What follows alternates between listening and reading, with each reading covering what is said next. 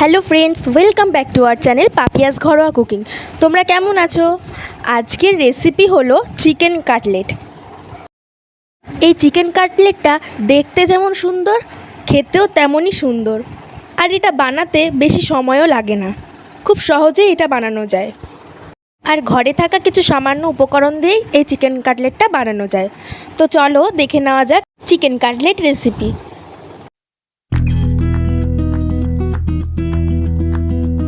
তো চিকেন কাটলেটটা বানানোর জন্য প্রথমেই দেখো এখানে চিকেনের কিমা নিয়ে নিয়েছি, তার মধ্যে একটুখানি গোলমরিচের গুঁড়ো, শুকনো লঙ্কার গুঁড়ো আর আদা রসুন বাটা দিয়ে এটাকে ভালো করে মিক্সিতে পেশাই করে নিয়েছি। এবার এখানে নিয়েছি একটা স্লাইস করে কাটা পাউরুটি। এবার এই পাউরুটিগুলোকে হাতের সাহায্যে ভালো করে ছিঁড়ে নিচ্ছি। ছিঁড়ে নেওয়া হয়ে গেলে এগুলোকে একটা মিক্সিতে দিয়ে ভালো করে গুঁড়ো করে নিতে হবে। তো দেখো আমার এখানে গুঁড়ো করে নেওয়া হয়ে গেছে। এবার যেই মাংসটাকে আমরা রেখেছিলাম তার মধ্যেই এই গুঁড়োটাকে দিয়ে দেবো, যাতে মাংসটা একটু আঠালো ভাব আসে।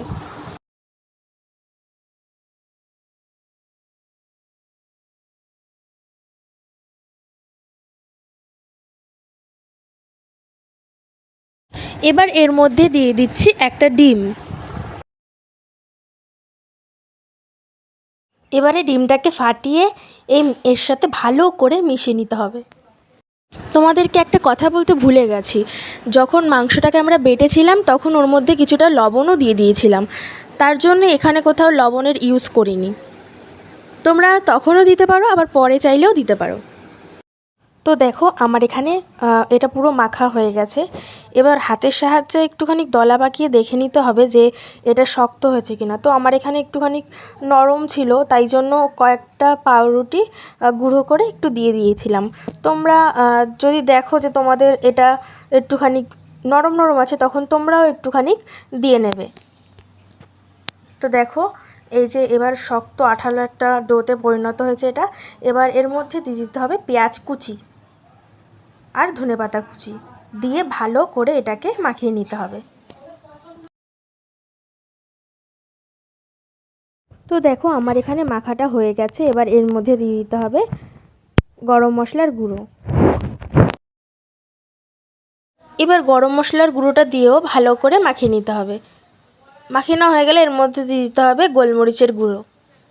গোলমরিচের গুঁড়োটা দিয়েও ভালো করে মাখিয়ে নিতে হবে।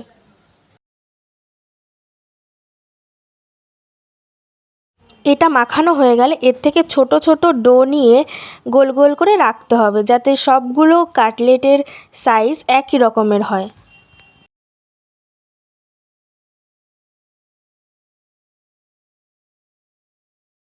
তো দেখো আমি এখান থেকে ছোট ছোট বলের মতন করে রাখছি এখানে। তো আমার এখানে গোল গোল করে নেওয়া হয়ে গেছে।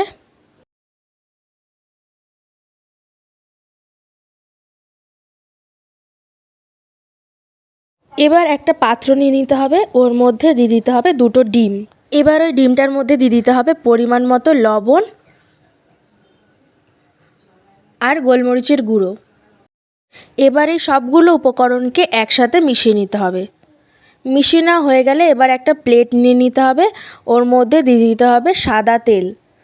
সাদা তেল দিয়ে প্লেটটাকে ভালো করে মাখিয়ে নিতে হবে। এবার যে আমরা বলগুলো করে রেখেছিলাম সেখান থেকে একটা বল নিয়ে এইভাবে হাতের সাহায্যে চেপে চেপে একটা কাটলেটের শেপ দিয়ে নিতে হবে। অন্যদিকে আর একটা প্লেটে নিয়ে নিতে হবে ব্রেড ক্রাম্বস, যেখানে আমরা এই কাটলেটটাকে কোডিং করব।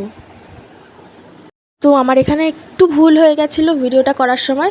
প্রথমে এটা ডিমের মধ্যে ডোবাতে হবে, ডুবিয়ে ব্রেড ক্রাম্বসে দিতে হবে। ব্রেড ক্রাম্বসে কোডিং করার পর আবারও ডিমের মধ্যে দিতে হবে, দিয়ে ওখান থেকে তুলে ব্রেড ক্রাম্বসে নিতে হবে। এভাবে দুবার কোডিং করে নিতে হবে। তো আমার দেখো এখানে সবকটাই কোডিং করে নেওয়া হয়ে গেছে। এবার একটা ফ্রাই প্যানে তেল দিয়ে ভালো করে এবার কাটলেটগুলোকে ভেজে নিতে হবে। তো দেখো এখানে একে একে কাটলেটগুলো দিয়ে দিচ্ছি। এইভাবে করলে কাটলেটগুলো কিন্তু অনেকটাই ভালো হবে আর খুব সুন্দর ফুলবে।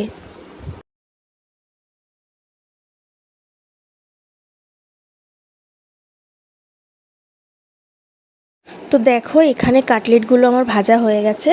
এবার একটা পাত্রের মধ্যে কাটলেটগুলোকে তুলে নিচ্ছি। আবারও একইভাবে অন্য কাটলেটগুলোকেও ভেজে নিচ্ছি।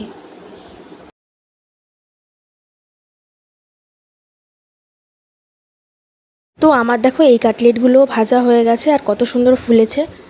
এই প্রসেসে করলে কাটলেটগুলো কিন্তু অনেক বেশি করে ফুলবে আর খেতেও খুব সুন্দর হবে। আজকের জন্য এই পর্যন্তই। দেখা হবে অন্য একটা ভিডিওতে। ভিডিওটা ভালো লাগলে অবশ্যই লাইক, কমেন্ট এবং সাবস্ক্রাইব করে দেবে।